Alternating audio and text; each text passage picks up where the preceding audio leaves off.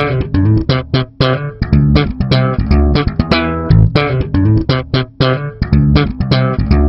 day.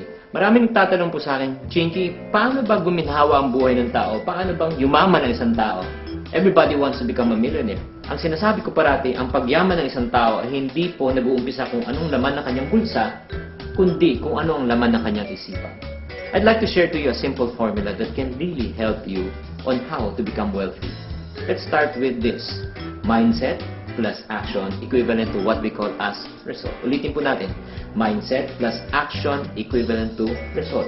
Kung tayo po ay may negative mindset, tayo po rin magkakaroon ng negative action, negative din na magiging resulta ng ating buhay. Kung tayo naman po ay positive mag-isip, positive din po ang action, positive din po ang magiging resulta.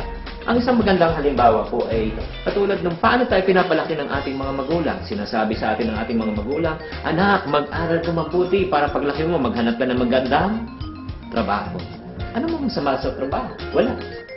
Pero kami po naman mga singkit, paano naman po kami pinapalaki? Sinasabi sa amin, anak, mag-aral ka mabuti para paglaki mo, hanap ka maganda negosyo. Okay? Marami yung mga classmate na mga Pilipino naghanap ng magandang trabaho, nagpass ng magandang resume after graduation. Kami naman po, nag-umpisa na po kami ng aming negosyo. Ang tanong po mga kapatid, sa palagay nyo, sino po ang mas may pagkakataon na umunlad agad ang pamumuhay? Yung naghanap ng trabaho o yung nagtayo ng negosyo? Definitely, ang sagot po, yung nagtayo ng negosyo. Maraming nagsasabi naman, Chinky naman, wala naman kaming puhunan, wala naman kaming, let's say, connection. Pero sabihin ko sa inyo, ano pinagkaiba po namin? Pareho po kami ng paaralan, pareho ng pagkakataon. Ang pinagkaiba po, kung ano po ang mindset ng magulang sa kanyang anak. Ganun po kapangyarihan yung mindset. If we change our mind, we will change our life. So may mga katanungan, paano ba natin binabago ang ating mga mindset? Una, ang sinasuggest ko parati, kailangan po tayo magbasa ng mga positive na libro.